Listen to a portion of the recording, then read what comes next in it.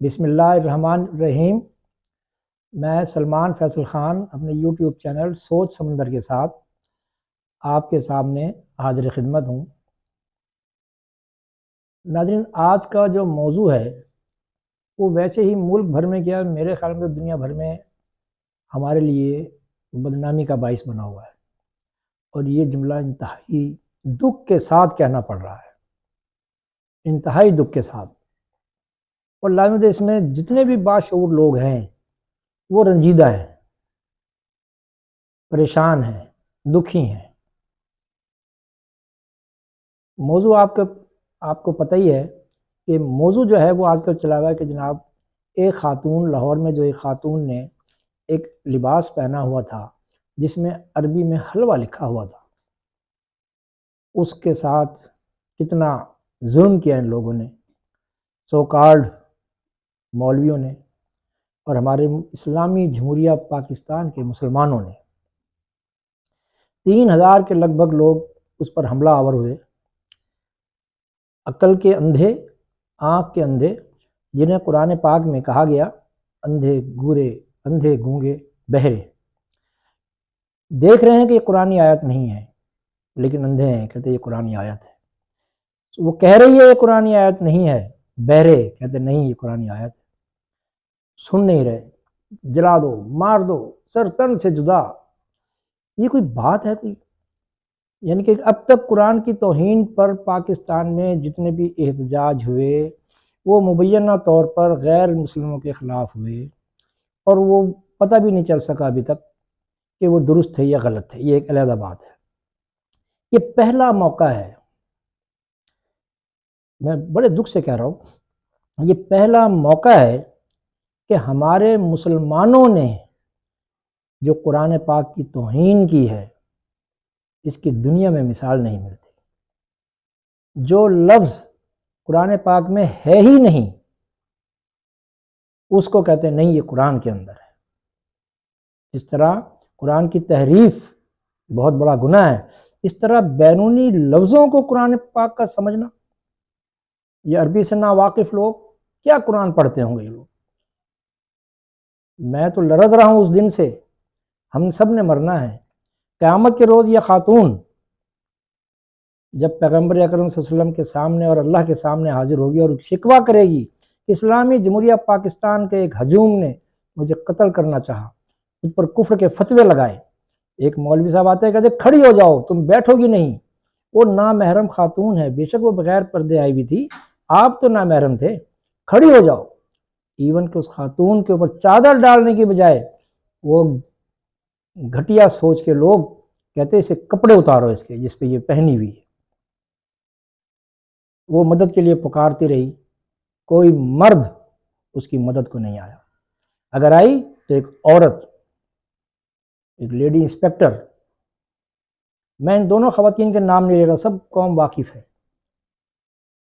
میں اس خاتون کی تصویر بھی نہیں دکھانا چاہ رہا، آپ جیسے کہ دیکھ رہے ہیں صرف وہ لباس میں نے رکھا ہوا ہے، میں اس کا نام بھی لینا چاہ رہا، وہ بڑی محترم خواتین، میں ان کا نام لوں؟ ہمارے بہت سے یوٹیوبر تو جناب پہنچے ہیں، وہ اس کے گھر میں انہوں نے اس کا روزی کا دھندا بنا لیا اپنا، انٹرویو لے رہے ہیں اس سے۔ آپ نے کیا محسوس کیا، آپ نے کیا فیل کیا؟ اور تمہیں کوئی اور موضوع نہیں ہے تمہارے پاس، صرف اسی کو اوریا کرنے کا موضوع رہ گیا تمہارے پاس۔ حقیقی توہین ہوئی۔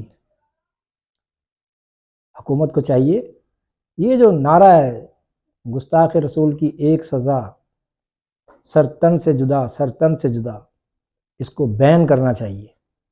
توہین مذہب کے نام پر نکلنے والی احتجاجی ریلیوں کو ختم کرنا چاہیے۔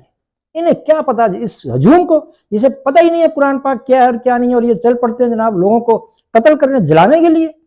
یہ قوم آپ کے سامنے ہے۔ آسیہ کا کیس، ایک شخص نے کہا کہ میں سمجھتا ہوں کہ آسیہ، میں نے اپنی تحقیق کے مطابق کہہ رہا ہوں کہ آسیہ مجرم نہیں ہے، آسیہ نے توہین رسالت نہیں کی، اس کو قتل کروا دیا گیا۔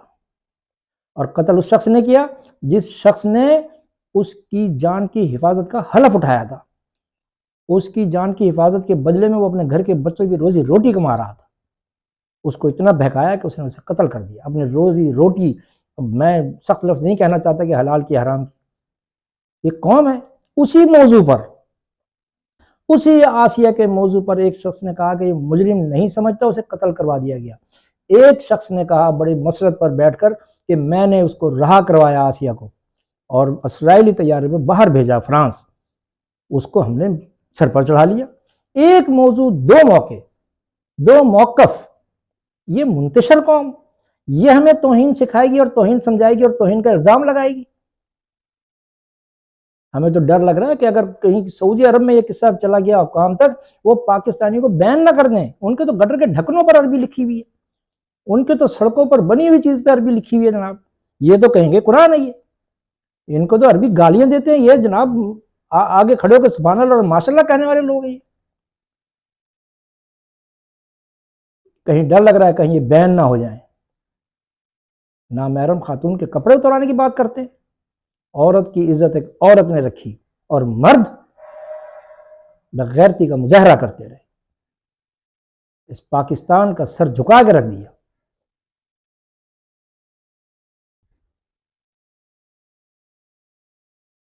یہ انہوں نے کیا اس قوم نے، ہمیں سمجھ نہیں آتی قرآن کی بے توقیری سے زیادہ کیا ہوگی۔ کہ آپ نے حلوہ دیکھا اور اس پر پل پڑے، وہ حلوہ پکا ہوا یا حلوہ لکھا ہوا ہو، یہ قوم اس پر پل پڑتی ہے، حلال اور حرام جائز ناجائز نہیں دیکھتی۔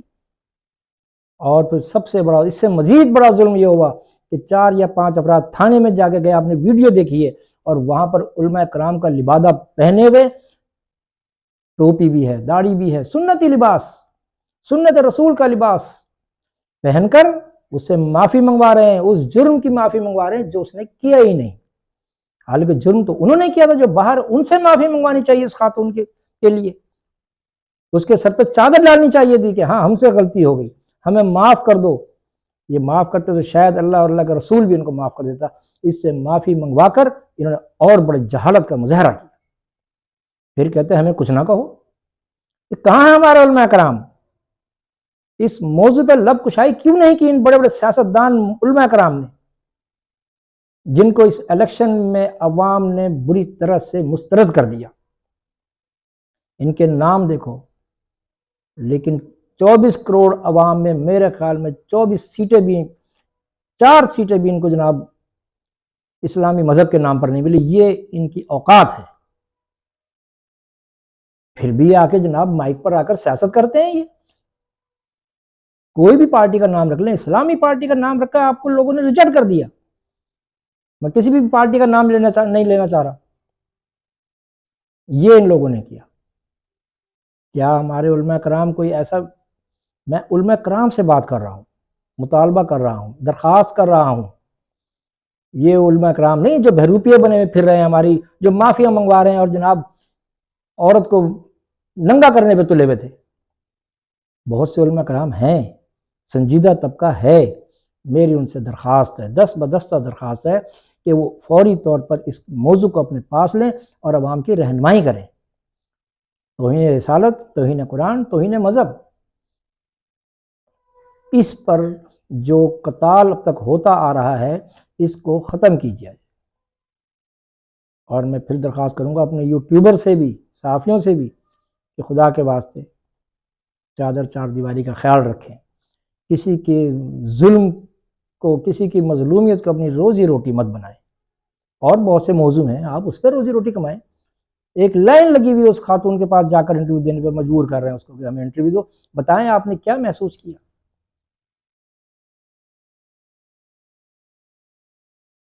اب کہنا یہ ہے، حکومت کو بھی چاہیے، حکومت ہماری اس کا کوئی سرپاؤں نہیں ہے، کبھی بھی پورے 76 سال میں قوم کو ہمارے سیاستدانوں نے گمراہ کرنے کے علاوہ کوئی کام نہیں کیا۔ منتشر کیا سیاسی پارٹیوں کے نام پر، مذہبی پارٹیوں کے نام پر، فرقہ پرستی کے نام پر منتشر کیا۔ اس کا نتیجہ، اس کا خمیازہ ہم بھگت رہے ہیں اور بھگتتے رہیں گے۔ ہم کس سے اپیل کریں؟ حکومت سے۔ ہماری حکومت جنہوں نے عوام کو کیا دیا، کس لائن پر لگایا ہوا ہے، ایک باری پھر اس کے پیچھے جیالہ ہونے پہ فخر کر رہے ہیں، دھمال ڈال رہے ہیں، اور کیا کریں گے؟ کوکا، نقدہ کوکا، یہ شعور دیا ہمارے سیاستدانوں نے، ہمارے لیڈروں نے، ہمارے رہبروں نے یہ شعور دیا ہے کہ اس کے پیچھے لگایا ہوا قوم کو، اور بڑے خوش ہے۔ جب کچھ نہیں ملا تو بڑھ گیا، وہ بڑھ گیا بھائی، ہمارا پورا ملک بڑھ گیا۔ یہ کہ ان ظالموں نے ہمارے ساتھ، کون اٹھے گا، کون آئے گا؟ ہم آسمان پر نظریں لگائے بیٹھے ہیں کہ اوپر سے کوئی اوتار آئے گا تو ہمیں صحیح کرے گا۔ بھائی اوتار تو آیا ہوا ہے، قرآن ہمارے پاس ہے جس کو ہم نے پڑھا ہی نہیں ہے، گھروں میں رکھا ہوا ہے، تاخیر میں رکھا ہوا ہے، اٹھاتے ہیں، چومتے ہیں، رکھ دیتے ہیں۔ بیٹی کی شادی ہو رہی ہے، اس کے سائے کے لیے ہم نے قرآن کو لگا لیا، 6 مہینے بعد بیٹی اسی سائے کی واپسی میں طلاق لے کے آ رہی ہوتی ہے، ان مقاصد کے لیے، غیر مقاصد کے لیے۔ کتاب ہدایت آئی تھی، ہم نے اس کو جناب دوسروں کے لیے توہین کا کتاب بنا کے رکھ دیا۔ زیادہ بات کرو تو کفر کے فتوے، ان 2 فتووں نے ملک کا، قوم کا، 24 کروڑ عوام کا بیڑا غرق کر کے رکھ دیا۔ سیاسی پارٹی میں اختلاف ہو تو غدار، کسی کے فقہ سے اختلاف ہو تو کافر۔ یہ تکفیری قوانین جو تک کافر کیے گئے، ان کو ختم کرنا چاہیے۔ کوئی تو قدم اٹھائے گا، جب تک کوئی سخت قوانین بنا کر اس پر عمل درآمد نہیں کرایا جائے گا، اس قسم کے واقعات ہوتے رہیں گے۔ قوم، حکومت کی سطح پر جناب بڑی ستائش ہو رہی ہے اس لیڈی خاتون افسر کی، جس نے اس مردوں کے ہجوم میں سے، زنخے مرد تھے جو مارنے پر تلے ہوئے تھے اس عورت کو، اس ہجوم میں اس عورت نے اس کو بچا کے لے گئی۔ وہ فاطمہ بن عبداللہ، جس کے بارے میں علامہ اقبال نے لکھا تھا مراکش کی جنگ، طرابلس کی جنگ میں جناب جو غازیوں کو پانی پلاتی ہوئی شہید ہو گئی، یہ بھی انہی عورتوں میں گنی جائے گی جو 3,000 مردوں کے ہجوم میں ایک معصوم اور بے گناہ عورت کو بچا کر لے گئی، اور مرد اس کو جلانے پر تلے ہوئے تھے۔ شعور آنا چاہیے، کبھی تو ہم سدھریں گے۔ ہم کب تک ایک دوسرے کو مطعون کرتے رہیں گے؟ ہم کب تک ایک دوسرے کو گالم گلوچ سے پکارتے رہیں گے؟ ہم کب ہجوم ختم ہو کر ایک قوم میں ڈھلیں گے؟ 75 سال ہو گئے، ہم ابھی تک قوم نہیں بن سکے۔ شعور ہمیں سیاستدانوں نے شعور دینا ہے۔ شعور کتاب میں ہے، قرآن میں ہے۔ ہم کتاب سے دور ہوتے جا رہے ہیں، قرآن سے دور ہوتے جا رہے ہیں۔ ہم نے موبائل ہاتھ میں لے لیا اور بس پھر دوبارہ ان لفظوں کو دہرانا نہیں چاہتا، اس میں لگے ہوئے۔ جتنے مغلظات کے جتنے زیادہ فالوورز ہیں، وہ کہتے ہیں ہماری پارٹی دیکھو کتنی بڑی پارٹی ہے، 5 کروڑ جناب فالوورز ہیں ہمارے جو واہیات جملے کو سننے والے۔ جب یہ معیار ہو اپنے فالوورز کے بارے میں تو وہ قومیں پھر قوم نہیں رہتی۔